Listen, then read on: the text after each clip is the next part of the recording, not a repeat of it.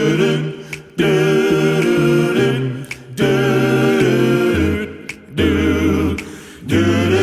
my North End. Hi, and welcome to My North End, the podcast. Today, I'm joined by one of my favorite North End people ever and one of the North End's biggest celebrities. And to know him is to love him, Father Michael Della Penna. Father Mike, welcome to the podcast. Thank you for being here. Thank you so much for inviting me. Oh, well, thank you for being here today. I Really feel good blessed. to be with you. Thank you. Oh, well, you make me feel like the most blessed person in the North End. Well, maybe you are, you know. I just might be. So I want to ask you a little bit about your background. So you grew up in the North End, right? I did, yeah. I was born on 88 Prince Street, and then I moved to 60 Prince Street, but I was there all my life until I entered the Franciscans. No kidding. Yeah. Okay. It was like being in a movie. Yeah. Alexandra, I feel like if people are familiar with the Bronx Tale, we had that kind of atmosphere, you know, that kind of culture where it was just so beautiful because there was just a neighborhood that was just like one big family, and we all shared everything. We all felt like brothers and sisters. We all went up each other's homes and their houses, and it was just really such a beautiful way to grow up. Yeah, that's what everyone says.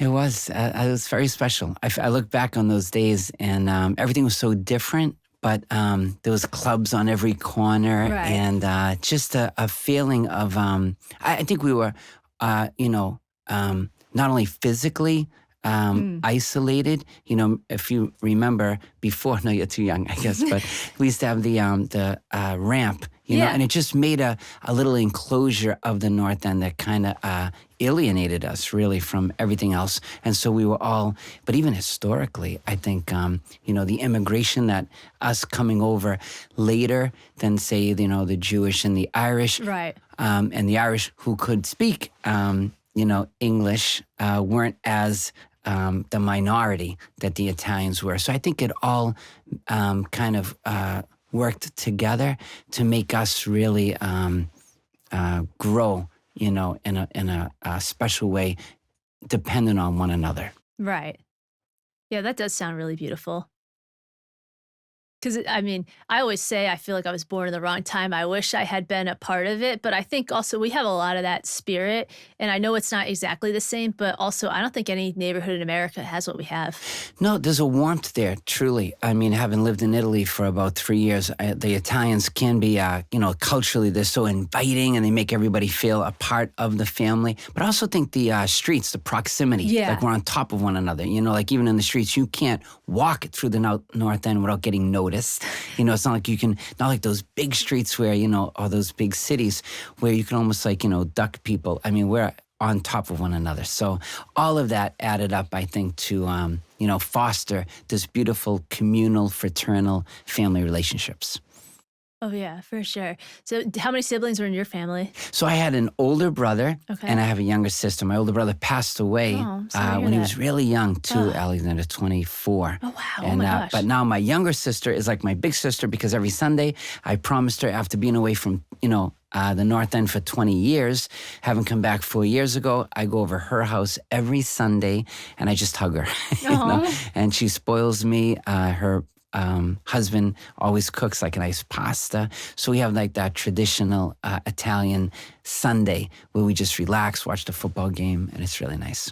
It's amazing. Where does she live? In Revere. Okay, so not Yeah. that far. No, it's like I'm there in 10 minutes. It's awesome. I enjoy it. What did your parents do for work? Actually, I lost both my parents. Oh so my even God. while I was away, right? So that's the beautiful added benefit of coming back. Now it's my sister and I. And so Right. we get back and we're always talking about my mom and my dad. And we always have stories and it makes us feel close, Yeah. to them. Wow. So it really is just you and her. Yes. Yeah, I mean, we have cousins in the North End. Right. We have my aunt. She comes also so it's a nice little family. But, that's what we are now. Yeah. So I think people I guess before I really got to know you and see what being a priest was like, I just imagine people who became priests just were born really religious and then that's just like what they did. Alexandra, you're not alone. Everybody has always sometimes the funniest questions I find, like, do you watch TV? I was like, yes, I watch TV. Do you drive a car? Yeah, and so, but I think there's a lot of misconceptions. Yeah. I think there's not a lot of, people don't know a lot of priests, especially as now there's such a diminishment in vocations. People don't have that same contact. But I always remember one of our formators gave me the best advice. He said, don't try to be a good priest. Don't try to be a good Franciscan. I'm a Franciscan. Don't try to be a good Catholic. Be a good human being. And what I find is that kind of transcends everything. So when I'm relating to people, I always just say, I'm just a guy. I happen to love God. I work, my vocation is to minister, to serve, but I'm a regular guy, Right. And that the neighborhood is so nice because having been away for 20 years, now that I've come back as pastor, I feel like they know I did everything they did. And now the joke is, and then some, but they can relate. So I think there's a real approachability, you know? So it's kind of nice that I think it enhances the whole ministry and the way that I can serve with the people because they can relate, to me. Oh, 1,000,000%. You're definitely the most relatable priest I've ever met. Oh, that's all I want to be. And I think from that you gain a trust, and then you can start digging in deeper about your relationship with God, your faith. But once you establish that rapport, I think it's a lot easier to not only talk about the faith, with a capital F, but faith with my faith, my belief, my relationship with Jesus. Right. Yeah. No, that's beautiful. So, like you said, you didn't grow up thinking you'd be a priest. You're just a normal kid. Yes, and we used to joke about I'm not that normal. Don't exaggerate, but I But the truth is, actually, when I was going for First Communion, I did feel that closeness to Jesus, and I actually remember telling my CCD teacher and then subsequently my mom I wanted to be a priest. Really? Back then. Okay. And my mom said, priests can't get married. Okay. So I said, well, maybe I'll be a part-time priest, which I thought was really funny looking back. And then I kind of forgot about it until I went to Medjugorje. So then that was a place like Lourdes of Fatima, if you're not familiar with it, where Mary is appearing. The Vatican has just recently, and I'm talking this week, come up with a statement saying they give it a nihil obstat. So it's just a basic recognition that the Vatican has hasn't disapproved. Technically, the nihil obstat is about there's no obstruction, to devotion to Medjugorje. So I went there in 1989, and that's what really changed my life, Alexandra. That's when everything, came to the surface in a sense. So I was awake and had a conversion when I realized God was real, the Eucharist is real, Mary's real, church is real, Bible's real, and though I always suspected is so, and I believed it. After that experience of going on a pilgrimage in Medjugorje, I came back, first trying to integrate all of that reality. And that was kind of tough to reconcile that with my college life. Okay, so you're in college. Yes. Yeah, I was in my, going into my senior year at Bridgewater State College. Okay, what were you studying? Psychology.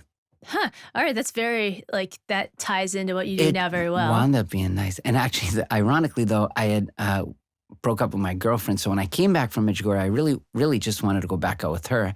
But during that year, which was very confusing, trying to integrate, what I experienced in Medjugorje with my Bridgewater party, friends and everything like that, life. It took a while to, realize, what God was calling me to. Got it.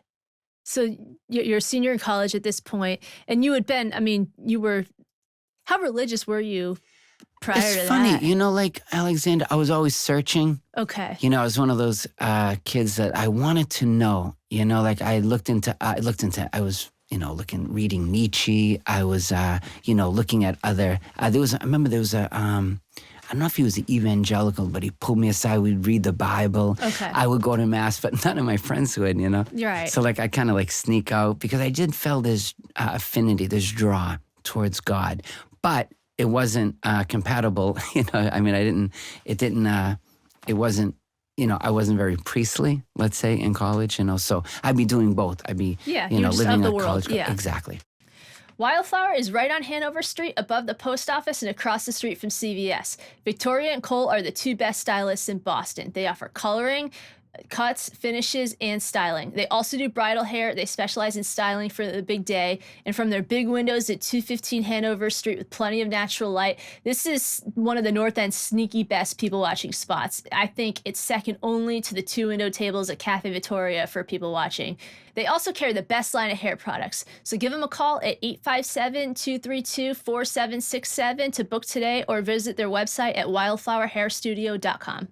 The show is brought to you by Looks by Layza. Layza is an absolutely incredible makeup artist here in the Boston area with over 7 years of experience. Her work has been featured in People Magazine, Boston Magazine, Style Me Pretty, Boston Man Magazine, and more. Layza specializes in bridal, commercial, editorial, and personal branding. And I can attest that she is basically a miracle worker and an angel on earth. So if you ever need makeup done for any occasion, Layza is simply the best.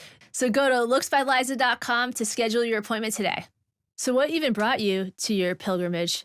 So it was Rick, my best friend. He felt called to go to Medjugorje. Okay. And I knocked on my door. We lived next door to one another. And he was really moved, Alexandra. I could see it in his eyes that he had this profound experience where he felt God really just woke him up, and he felt drawn. And of course, I was all in. And we wound up going in September of 1989. He convinced his family. There was 8 of them and myself. And we went there. And all of our lives changed. He wound up entering the Franciscans as well. Yeah. Yeah. Oh, yeah. No, he introduced you for your 25th anniversary. Yeah, that's right. Yeah. He's a beautiful holy priest, and it was great having a brother. I call we like brothers. Going in and entering to have someone you can share with and talk to, and you can help each other. Yeah, that's kind of unusual, I guess. 2 North End kids growing up together, becoming Franciscan priests together. Yes, it is. Yes, it is. But it's not unusual for God, because he often calls brothers, friends, people together to make that journey 2 by 2. Oh, I guess you're right. Sure. So now I'm thinking about all the stories in the Bible, and I'm like, no, you're right. Yeah, Andrew, Peter, James and John, and I think that helps because in the dynamic, of our faith life, we have ups and downs. Right. It's like the seasons too. So it's always nice to have somebody who's helping you in those lower moments, and then you can encourage them in theirs. Yeah. Well, you're a great encourager. Thanks I always a lot. come to you in my low moments. Well, I have them too. That journey of faith is, I think, is universal for everyone. Yeah, for sure. Okay, so you go on this pilgrimage. You decide that you feel the calling to join the priesthood. You're not going to be of the world anymore. Well, yeah, it wasn't so clear cut though. Okay. Like I said, I came back hoping and praying I'd be going back out with my girlfriend. When that didn't work out, then I wound up getting a spiritual director, and I started thinking about that, and I was going back and forth. After graduation, I wound up working for the church, which was St. Leonard's. Really? No kidding. Yeah. And it's so funny, because I was there, I used to do everything: janitor, scrubbing the floors, doing the every job I've done, in that church. And then at the end, one of my priest friends, my spiritual director, said, you're never going to know unless you try. Okay, so what does that entail, becoming a priest? Sure, good question. So a long process, about 8 years. First year is postulancy. It's kind of an introduction to the life. You learn the breviary. You learn community life, prayer. And second year is a lot different. It's called novitiate. Okay. And that's when you really steep yourself in your vocation, like incubating it. And in a sense, you spend that time just deepening your prayer life, just spending time with the Lord and really solidifying, that call. Then you begin formal studies, philosophy, then you went to theology, then you'd go to diaconate, and ultimately priesthood. And during that time, you'd be taking vows, at first 1 year at a time. Those are called simple vows, where you vow poverty, chastity, and obedience. You live that out. And then you check, it's like a mutual discernment. So you'll be with a formator and say, how did that go? And I felt great about it. What do you think? And he invites you back for the 2nd, 3rd, 4th year until you're invited to solemn vows. That's when you take the vows of poverty, chastity, and obedience. forever. And that's the vows, the knots I have here. There's 3 knots. And those are simply ways that I'm called to love, poverty, not attaching myself to anything, but rather focusing on relationships, obedience, from the Latin ob audire, listen to myself, listen to my superior, listen to my around me, listen to God's voice. And chastity is really we're all called to, and that's freedom to love, not being drawn on by my lusts or the, instinct or whatever I want to say, but not to use anybody, for my own selfish pleasure, but rather to make myself a gift to those other people. Well, you're definitely a gift to the whole neighborhood. Like, that's for sure. Well, and yes, everybody okay. you serve in all your missions. Well, I love being back. I mean, I loved Guatemala where I was. I loved Toronto, Rome, but there's nothing like being with the people that you love the most and share with and have formed me to be who I am, Yeah. That's my culture. That's my neighborhood. Right. Those are my people, right? Yeah. You were talking, when we were together, you, me, and the rest of the neighborhood, we were together for the dedication of the Noble Journey sculpture, and you were talking about your grandmother and how she kind of shaped your faith. Yeah. It's funny when I think of her, just in little ways, here and there. I remember always going into her house, Alexandra, and she had this Infant of Prague statue. I didn't even get it. Like, I didn't know what that was, but it was all lit up, and her reverence. Then little things she taught me, like I remember her pulling me aside and say, Michael, always treat everybody equally, no matter who it is, the janitor, the person with the least economic means, to everybody. Like little values like that. But I remember hearing stories also, she would walk barefoot, in the feasts. And that was very common. Really? Back then, yeah, because those are answered, in answer to prayers and appreciation, or for prayers, they would make a penance, and offer themselves. So the devout ancestors that we had, I think, really ingrained deeply our values, So she was in the North End too? Yes, yeah, she used to live on Henchman Street. I remember visiting her. She sewed me like a knitted blanket. I still have it. Oh, well, good. Yeah. So did she get to see you become a priest? No. Oh. Yeah, she died a while ago. Oh. Yeah. Well, I'm sure she would have been very proud. Yeah. This show is brought to you by The Laundry Room. The Laundry Room is the most fun laundromat you'll ever go to. Located at 172 Salem Street, The Laundry Room offers washing, drying, folding, dry cleaning, in laundry drop-off in an atmosphere that's bright, colorful, and enjoyable. I bet you've never heard that about a laundromat before, but it is the truth. At the Laundry Room, laundry isn't a chore, but it's something to look forward to. So stop in today and transform the way you do laundry. This show is brought to you by the Golden Goose Market, or the Goose as it's known here in the North End. It's truly a neighborhood grocery store. From hard-to-find wines to everyday products, the Golden Goose has you covered. The proprietor, Steve DeAngelis, and his friendly and caring staff take pride in stocking the freshest fruits and vegetables, the highest quality meats and seafood, and a diverse selection of specialty items. You can visit them 7 days a week at 179 Commercial Street, and you can also order online at goldengoosemarket.com. They make local deliveries, and I swear they come to somebody's rescue just about every single day. Stop in and see them today. This show is brought to you by Heart and Soul. Heart and Soul is a boutique located in the North End, and it's also online. It's owned and operated by mother and daughter team and North End residents Elaine and Gina DeGangi. Heart and Soul has the most fashionable trends at affordable prices, including clothing, shoes, and accessories for women, and now featuring Heart and Soul for the fellas, which is an online selection offering the same for men.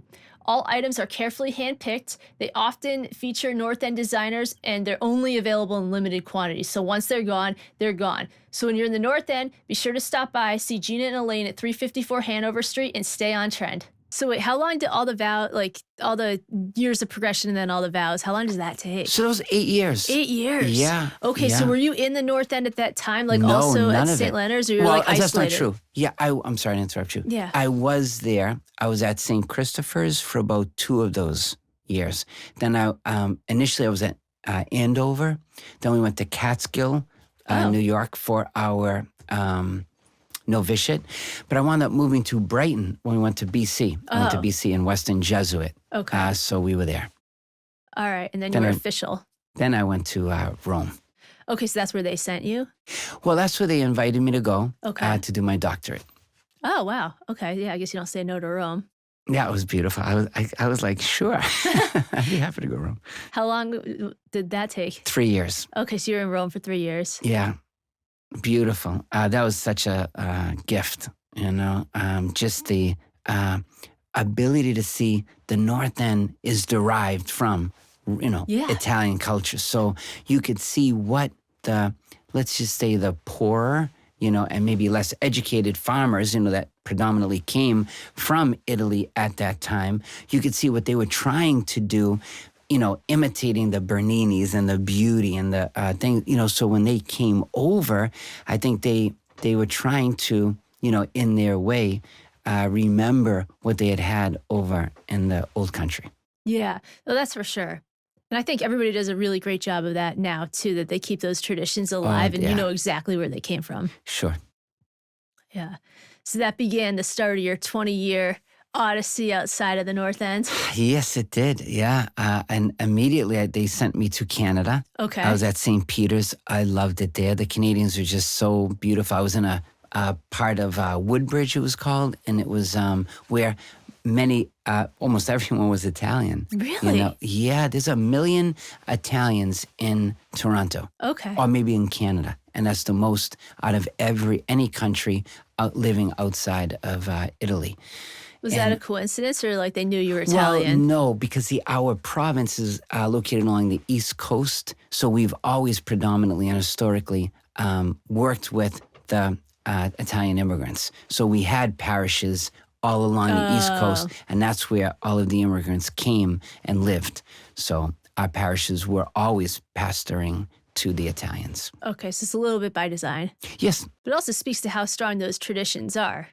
Oh, that's right. Definitely. I mean, being there, it reminded me so much of the North End, you know? Although maybe more so like a Medford or Malden. Okay. So, how everyone came to the North End initially and then moved out as they became more affluent. Right. So similarly, Woodbridge was the Italians who had now the businesses. A lot of them were bricklayers, similarly construction guys. And they had done well, and so they were able to afford another level of living and standard of living. Yeah. So then where'd you go after that?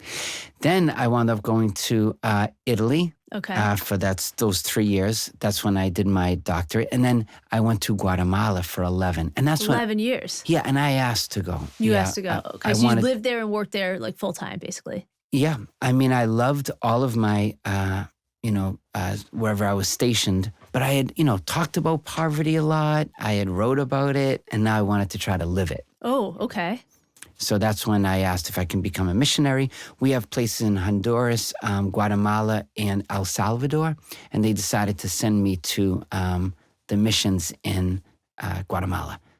Okay. So you were there for 11 years. Yeah, it was an adventure, Alexandra. I loved every moment. I mean, they were tough, just when I first got there. I didn't know any, my Spanish was very poor. Okay, so you spoke some, but not a lot. I didn't speak much at all. Yeah. It was really a learning. It was like, starting from zero. Yeah, but it was wonderful. For me, probably the most powerful experience was letting God, lead me through that, and the children really pulling out my paternal instincts. Okay. Because I started loving them as a father. Right. I'd always, in the North End, brotherhood is so, ingrained in us. It's easy. I have a brother, I have a sister, but to become a father, that call is such a beautiful way to seeking the good of the other. And then when they, when I got them into colleges, when they progressed, when they were learning English, the satisfaction, the fulfillment that I was able to experience, I mean, it's, trumps any personal,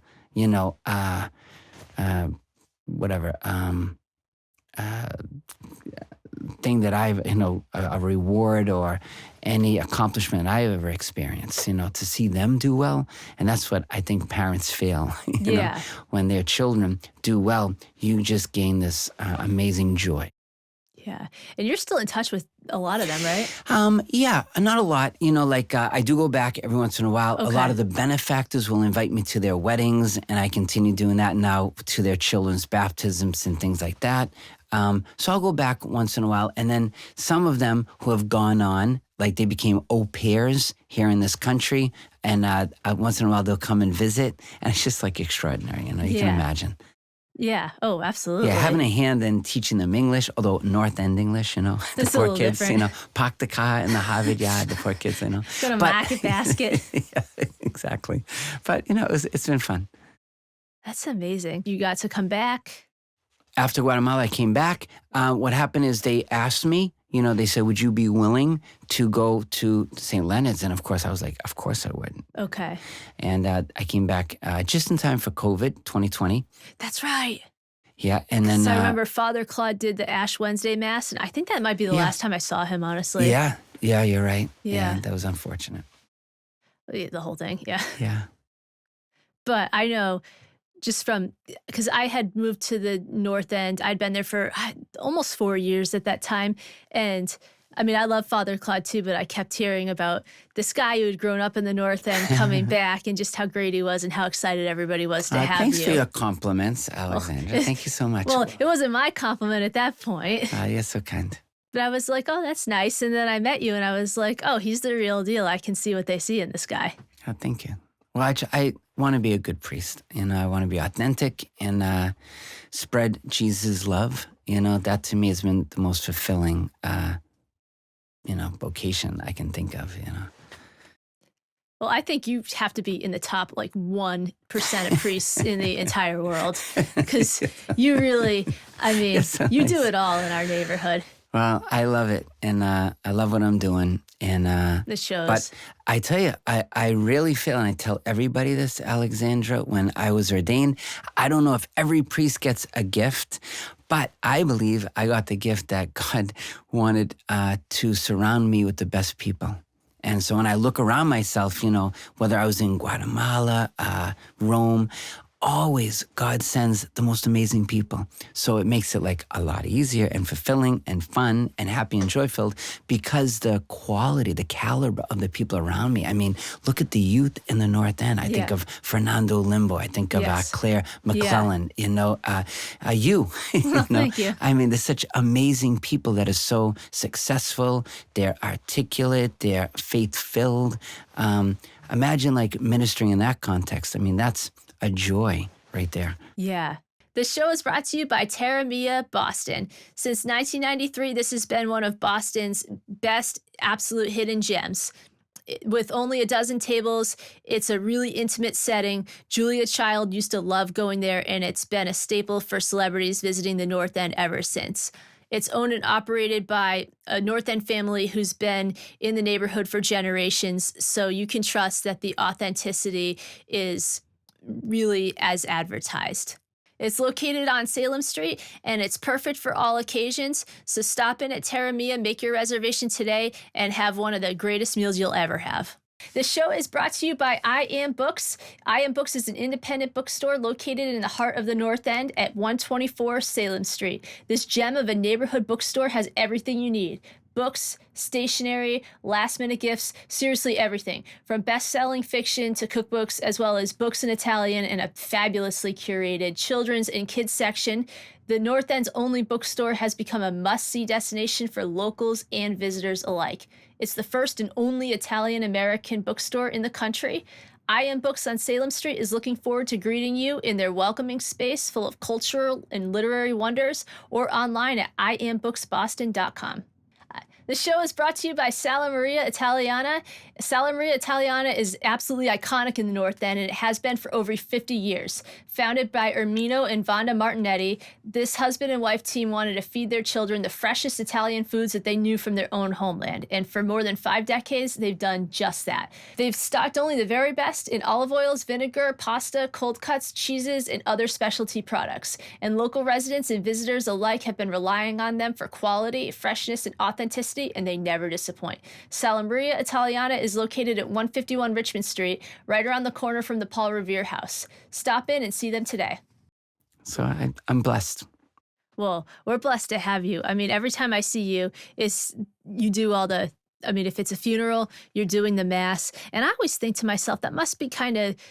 I don't know, because the North End's a different kind of place. I think most people, it's like they go to their church maybe once a week, like at most, but you You're see right. these people every day. So when somebody passes away and you're doing their mass, this is somebody you're close with. You're right. It's funny you mentioned that. I would say the ministry I'm most involved in right now is walking a company with guys and women that I have grown up with that are losing their mothers, their Yes. fathers, So that's been a gift too, because having lost my mother and my dad, I hope I'm able to share a little bit of what that's like and be with them while they're mourning and grieving. And really they're asking the questions, where are they? Trying to make meaning and sense of that.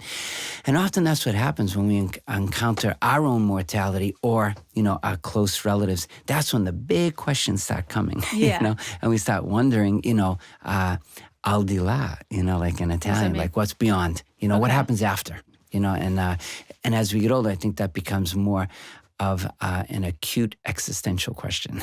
you know? Yeah, that's for sure. But yeah, you have a way of making all of these an event. I mean, the funeral masses are always beautiful. I think they're always just so well done, and it's just a wonderful tribute to whoever they're for. I happen to be, I don't know what had brought me into the church that one day. I think I just wanted to sit and reflect, but I really couldn't because there was a baptism going on and you were doing it. And I, I don't know that I've been to a lot of baptisms in my life, but I felt so lucky to be able to watch it. I felt kind of bad being there because I was like a crasher, basically. Although, The baptism crasher. yeah, well, it's St. Leonard's. I don't know. It is public. Like tourists come and go, and there were other people who were clearly not invited sitting there. And I just wanted to like watch you in your element. And you were so great. You were talking to the godparents and the parents about how the baby was not going to remember this, and it was really more for them to guide this child in their spiritual development. And it was just so beautiful. I do. I try to make it an opportunity, for us to engage in the richness of our tradition. We have an amazing faith, amazing God. And I think when we lean into that and we learn, because I always remember one priest, he said, your communion suit, does that fit anymore? No, of course it doesn't. Well, neither does our communion faith. So necessarily we have to be able to expand, to grow, no matter what your concept, my concept or my image of God is, it's too small. Truly, because God is much greater, much more holy, much more amazing. How much so? Infinitely. So when we are able to stretch out, and dig in deeper, to the truths of our faith, that's what theology is. Theology is faith seeking understanding. So we believe it. Okay, believe the Holy Trinity, but what is that? How do I understand? How do I wrap my mind around that reality? And that beautiful theology, I think it helps us to deepen, and understand, and therefore invest more of ourselves in appreciation of, the beauty of our faith. So I enjoy sharing that, and helping others get inspired by that love that encompasses all reality, that grounds our very being. That's a beautiful thing to share, that reality. Yeah, oh, for sure. So what's your favorite North End tradition? Yeah. That was a good question. Let me think about it. I'm Yeah, not sure if I sure. have an answer for it right away. I mean, one of the things like we've developed is getting together with the guys at Christmas time. Okay. Growing up, I've always been invited over Father Rick's house now. Okay. And we would do a Christmas party, Alexandra, and we would actually do a play. So Oh. we would have costume, little things like that. And then we would sing like a little, we'd have the play could be based on anything. And Father Rick used to write it. Okay. And it would be like, Santa's sleigh was stolen. And so now it would be like a whole sleuthing, mystery that we would go around and we'd be those characters. And then I might be like, that year, I might be like a snowman. I might be a snowman. And then I get interviewed. And then we'd end with the little song. Okay. Of course, we'd be drinking all the time. And it was Right. like, it's just a fun kind of way to engage that holiday. Have you always done it? I did it. Yeah, I would say yes. Yeah, we did it since I was like 15, I think. No kidding. So you kept the tradition alive. We have kept the tradition alive. Oh, yeah. So this is before Father Rick was a priest too. That's right. So now I've been away, so I wasn't able to participate, you know, in my years when I was in Guatemala, unless I happened to have come back. And now we've put it downstairs in the church, and we've invited more people. Really? And actually, Father Rick's niece, Trinity, kind of took over because she has the tech now. Oh, you know? okay, yeah. She's like this 16-year-old girl, and she can do amazing things on the video. So now we kind of transitioned to a video, and so she makes a video of like a little story. Okay. And that's just, I mean, that's just one of the really fun things we do in the North End. That is, I was like, I don't think anybody else could walk in here with that story. Well, yeah, it's a different one. Yeah. You know, I mean, we it's elaborate. You know, we have like, 20, 30 people.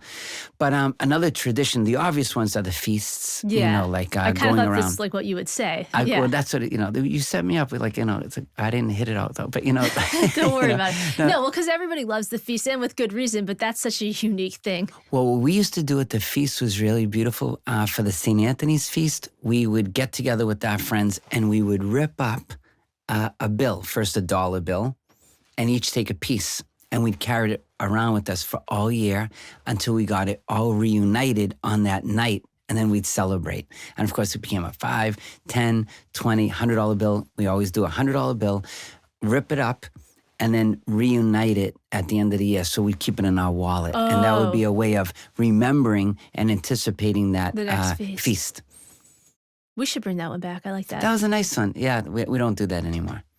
Why? Did people lose their parts of the dollar bill? I did lose my part, and then I found it a year later, and they made fun of me. But no, because I wound up going to Guatemala, and then Rick was in Italy himself. Oh, he was. So yes.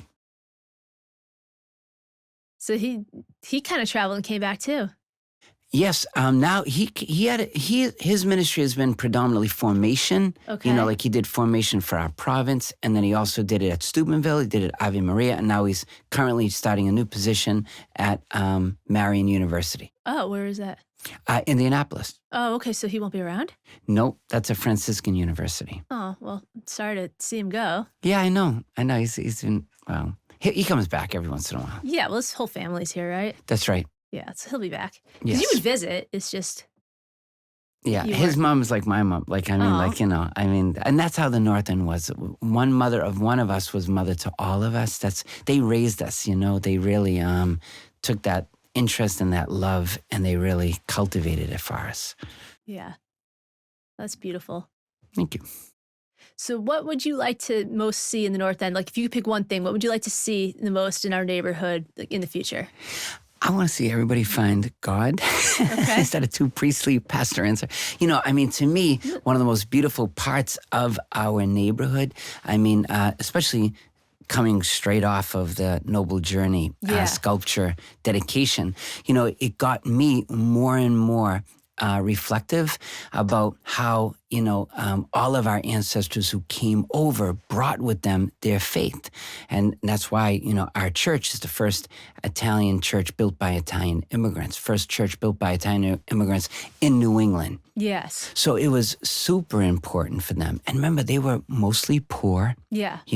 Their common enemy, in a sense, was poverty. And that united them. But more than anything that united them was their faith, in God. And I experienced that in Guatemala. When you don't have a lot, you appreciate everything. And that dependence on God really sustained them. So what I found, like what Pope Francis says, we don't evangelize them, they evangelize us. And that's what I experienced in Guatemala. They're just abandoned, surrendered, total love of God. It's so deeply ingrained in their DNA. It's so powerful and beautiful and contagious. They really have such a love of God. And I would imagine our ancestors, coming over, what was so important to them was that. And that's what we caught. You catch that faith, And so to me, the legacy that we have is to share that beauty, share our tradition, share that relationship with Jesus, that everyone can celebrate and experience that. Yeah.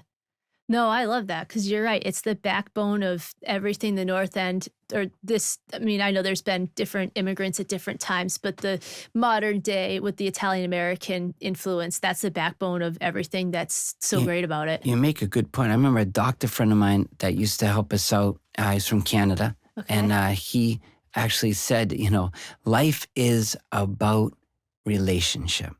Life is relationship. And I just thought that was the most simple but profound statement, because it's not about the things, it's not about the money, it's not, at the end of the day, what gives life fulfillment, meaning, what, you live for, is relationship, ultimately, that's what I find, and when you have a relationship based in Christ, that just takes it over the top. It makes that natural, supernatural, that friendship, so that it raises the bar. And so similar, probably the best analogy is marriage. You come together and you're vowing not only to each other, but to God. So there's a greater even accountability, because you are, God is knowing everything.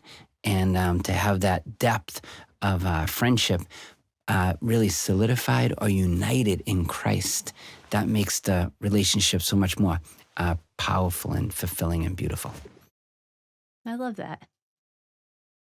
Well, you know what? That's a great note to end on. Yeah, beautiful. Yeah. And thank you for your time. Well, thank I'm you really for grateful coming that I here. could come here. Yeah, God absolutely. bless you. Oh, you too. Thank you. Do, do.